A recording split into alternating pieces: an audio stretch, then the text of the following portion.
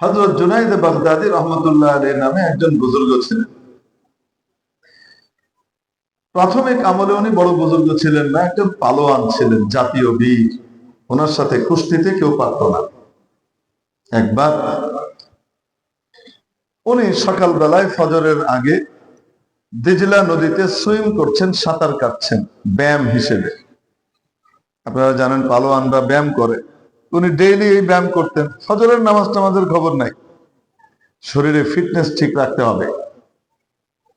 দেখবেন আমাদের অনেক মানুষ আছে ফজরের আগে উঠে, আরে কত মানুষ আছে জাগতে পারে না, অ্যালার্ম দিয়ে রাখে জাগবার জন্য, তাও ঘুম ভাঙে না ফজরের নামাজটা পড়বার জন্য। অবাস্তব না বাস্তব? আর কিছু মানুষ আছে মাশাআল্লাহ, তারা বিনা অ্যালার্মেই তাহাজ্জুদের সময় উঠে পড়ে, অথচ ফজরের নামাজটা পড়ে না, মর্নিং ওয়াক করে।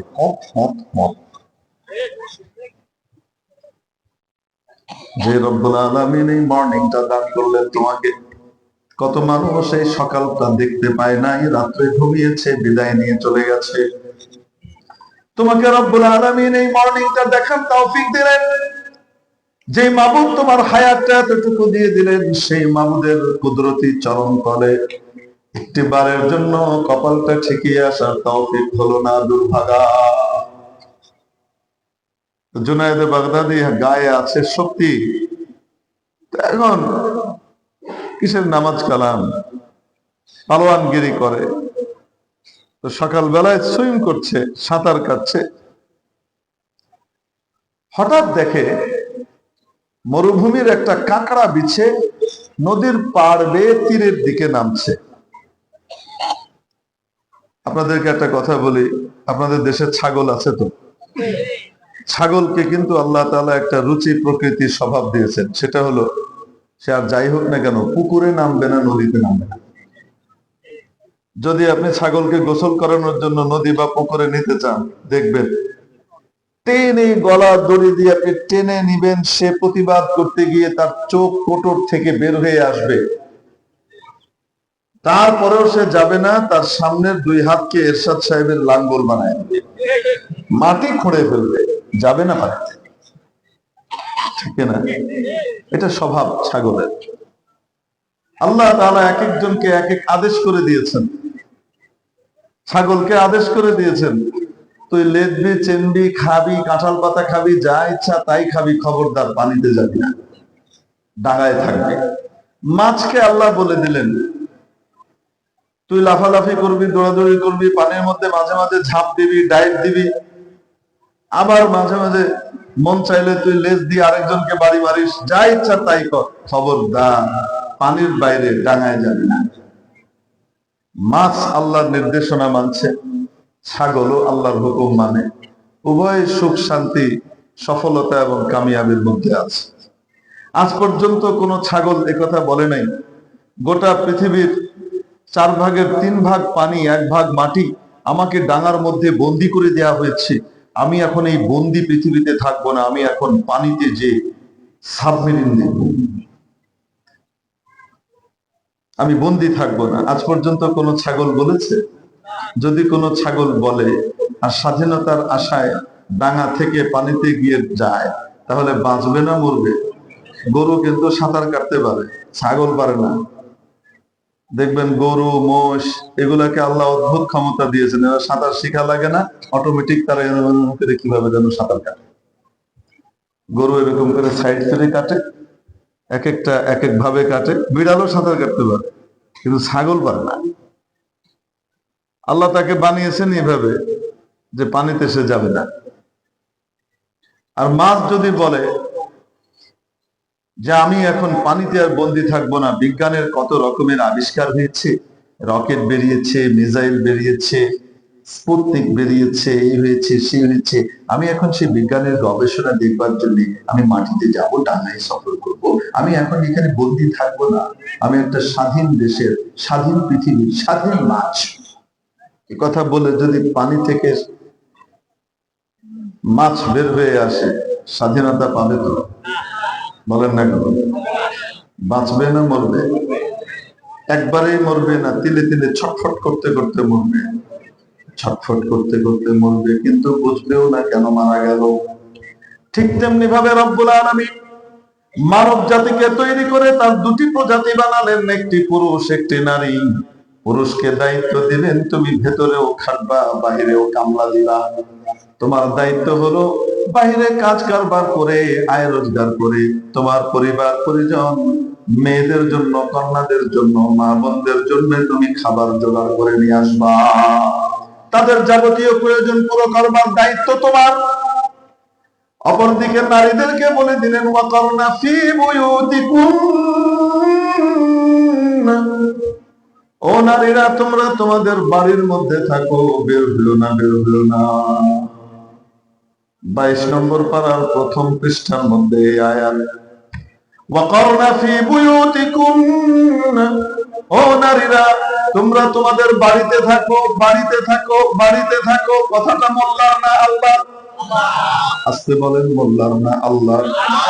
মোল্লা যদি কথা বলে নিজের ভ্যানিটি ব্যাগ থেকে বের করে এনে বলে নাকি আল্লাহর কাছ থেকে এনে বলে? ওয়ালা তাবাররাজনা তাবাররুজাল জাহিলিয়াতিল উলা, বাইরে বের হয় না। একান্ত কোনো প্রয়োজনে যদি বাইরে বের হতেই হয়, হতে পারে কি পারে না? বিভিন্ন প্রয়োজন হতে পারে বাইরে বের হওয়া। তাহলে ওয়ালা তাবাররাজনা তাবাররুজাল জাহিলিয়াতিল উলা, জাহিলি যুগের নারীরা যেভাবে নিজেদেরকে এক্সপোজ করে বের হতো, তাদের সৌন্দর্যকে প্রদর্শন করে বের হতো, সেইভাবে বের হবে না। কিভাবে বের হবে? এই একই সূরা সূরাতুল আহজাবের একদম শেষ অংশে মাবুদ বলেন ইয়া আইয়ুহান নাবিয়্যু কুল লিআজওয়াজিকা ওয়া বানাতিকা ওয়া নিসাইল মুমিনিন, ও নবী আপনি আপনার স্ত্রীদেরকে বলে দেন, আপনার মেয়েদেরকে, আপনার কন্যাদেরকে বলেন এবং ঈমানদারদের নারীদেরকে বলেন ইউদনিনা আলাইহিন্না মিন জালাবিবিহিন, যেন তারা তাদের উপরে জিলবাব লটকে দেয়। পরপুরুষের সামনে যদি যেতে হয়, বাইরে যদি যেতে হয়, মাথার উপর থেকে যেন জিলবাব লটকে দেয়। জিলবাব কাকে বলে? মুফাসসিরিন কিরাম লিখেছেন দৈর্ঘ্য প্রস্থে এত বড় একটি কাপড় বা চাদর, এমন একটি বড় চাদর বা কাপড় যেটি মাঝখান থেকে মাথায় রেখে দিলে চারিদিক থেকে গিয়ে পা পর্যন্ত ঢেকে দেয়। এইরকম কাপড়কে কি বলে? আস্তে বলুন, কি বলে? জিলবাব। জুব্বা না, কি? জিলবাব। ইউদনিনা আলাইহিন্না মিন জালাবিবিহিন্না, আল্লাহ রাব্বুল আলামিন আদেশ করলেন নারীদেরকে বাইরে যেতে না, ঘরে থাকতে, চাকরি করতে না, বাড়িতে থাকতে। জি, আল্লাহু আকবার। আদেশটা কার? ছাগল আল্লাহর আদেশ পালন করলো, কোনদিন পানিতে গেল না। মাছ আল্লাহর আদেশ পালন করে যায়, কোনদিন পানি থেকে বা ডাঙায় আসবার জন্য নিয়ত করে না। কিন্তু আশরাফুল মাখলুকাত, মানুষের অত্যন্ত গুরুত্বপূর্ণ অংশ মা জাতি, বিবেক বুদ্ধি হারিয়ে আল্লাহর আদেশের বাইরে, বাড়িতে বাড়ির বাইরে বেরোবার জন্য পাগল হয়ে যায়। ফলশ্রুতিতে নিজেরও সংসার যায়, অন্যটাও যায়। অশান্তি আর পেরেশানি গোটা দুনিয়াতে বিরাজ করছে। যে সমস্যার কারণে বড় সমস্যা হলো নারীদের নিয়ন্ত্রণহীন জীবন। এজন্য রব্বুল আলামিন নারীকে যেমনি ভাবে পর্দার আদেশ দিয়েছেন, নারী যদি না বুঝে উল্টো পাল্টা করে, তাহলে পুরুষকে উল্টো পাল্টার অনুমতি দেওয়া হয় নাই, পুরুষকেও পর্দার আদেশ দেওয়া হয়েছে। সূরাতুন নূরের ভিতরে রব্বুল আলামিন ইরশাদ করেন قل للمؤمنين يغضوا من أبصارهم ويحفظوا فروجهم, ও নবী আপনি বলে দেন ঈমানদার পুরুষদেরকে যেন তারা তাদের দৃষ্টিকে আনত করে, নিচের দিকে রাখে এবং নিজের গোপনাঙ্গের হেফাজত করে। বোঝা গেল আগে চোখ নষ্ট হয়, তারপরে নিচ নষ্ট হয়। নিজ নষ্ট হওয়ার বড় মাধ্যম হলো চোখ নষ্ট হওয়া। এজন্য রব্বুল আলামিন চোখকে নিয়ন্ত্রণ করতে বলেছেন। ও পুরুষ, যদি কোন নারী উল্টো পাল্টা ভাবেও বের হয়, তারপরে তুমি সেদিকে তাকিও না, তুমি তোমার দৃষ্টিকে হেফাজত করো। অপরদিকে নারীদেরকেও বললেন পরের আয়াতে, وَقُلْ لِلْمُؤْمِنَاتِ يُغْضِضْنَ مِنْ يَغْضُضْنَ مِنْ أَبْصَارِهِنَّ وَيَحْفَظْنَ فُرُوجَهُنَّ। ও নবী, আপনি ঈমানদার নারীদেরকে বলে দেন যেন তারা তাদের দৃষ্টিকে নিচের দিকে রাখে এবং গোপনাঙ্গের হেফাজত করে। আজকাল পর্দার কথা বললে কিছু লোক আছে, তারা কি বলে জানেন? বলবো নাকি? আপনারা সবাইকে এত খারাপ মনে করেন কেন? আপনারা এত নেরো মাইন্ডেড কেন? কেউ কাউকে দিকে তাকালে কি সে পচা কাজ করবে? আপনি এরকম মনে করেন কেন? আপনার কি মা বোন নেই? মা বোনদের দিকে তাকাতে আপনার সমস্যাটা কোথায়? বুঝতে পারি নাই। বিরাট ব্যাপার সবার। এই বাপ বাপ, আপনাদের মনটাই খারাপ। ও আমার প্রিয় ভাইরা, মন খারাপ শুধু ব্যাপার নয়, মন খারাপের ব্যাপারটাই শুধু নয়, অন্য ব্যাপারও আছে। এজন্য বলেন তো দেখি, আল্লাহর নবীর স্ত্রীদের চাইতে পুত পবিত্র অন্তরের নারী আর পাওয়া যাবে?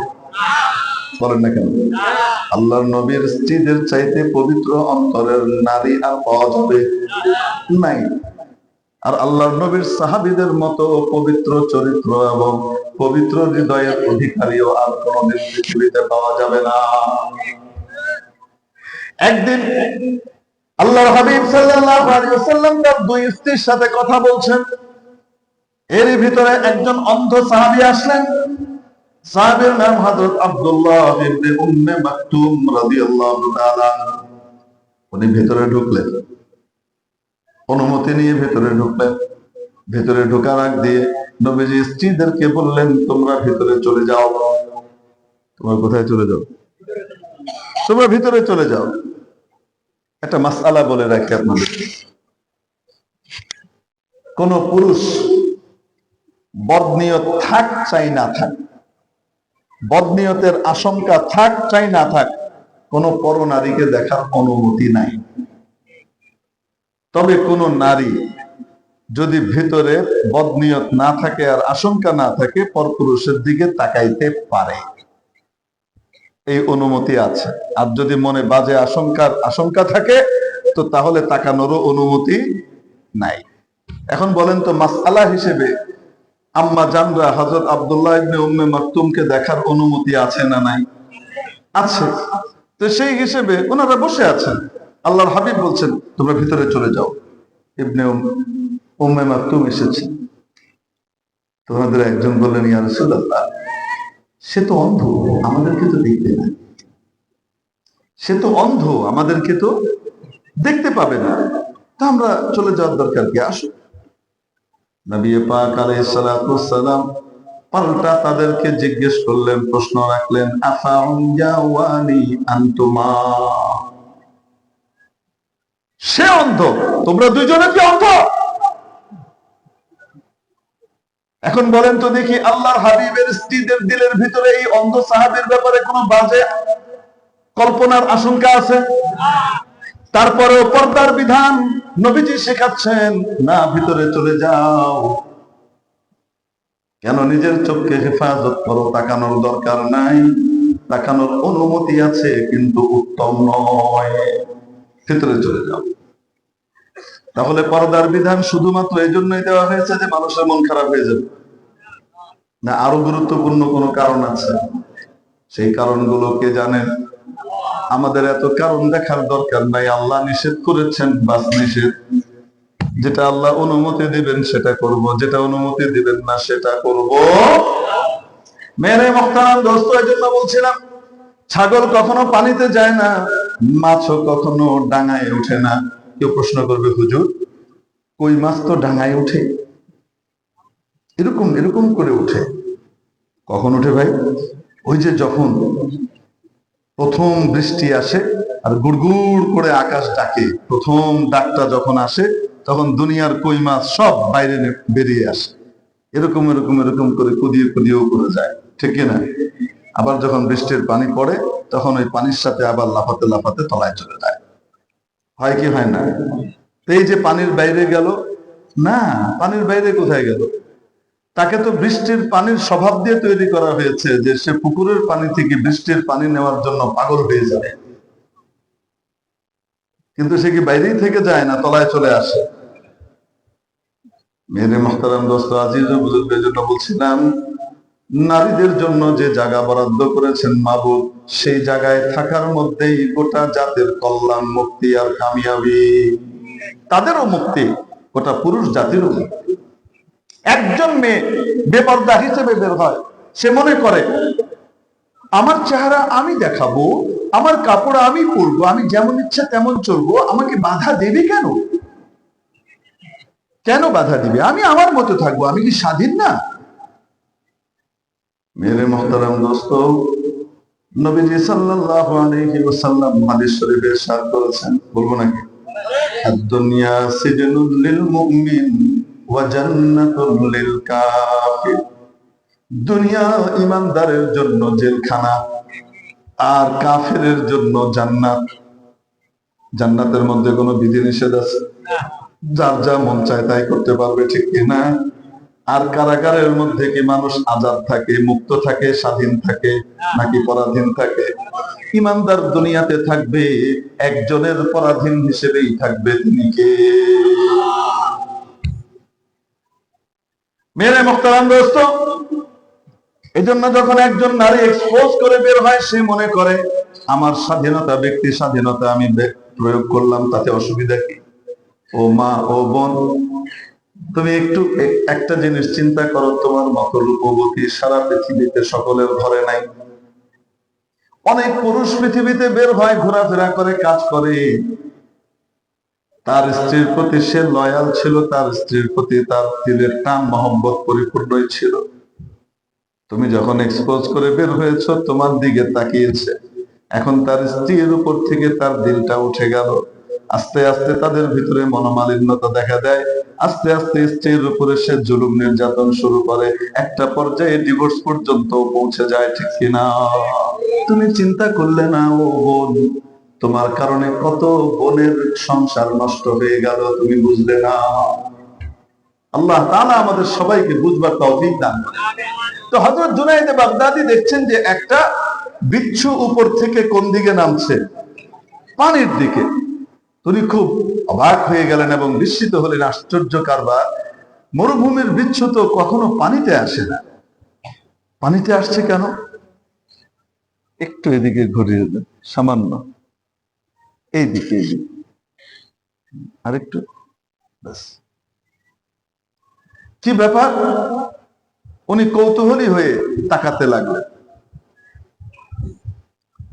লক্ষ্য করতে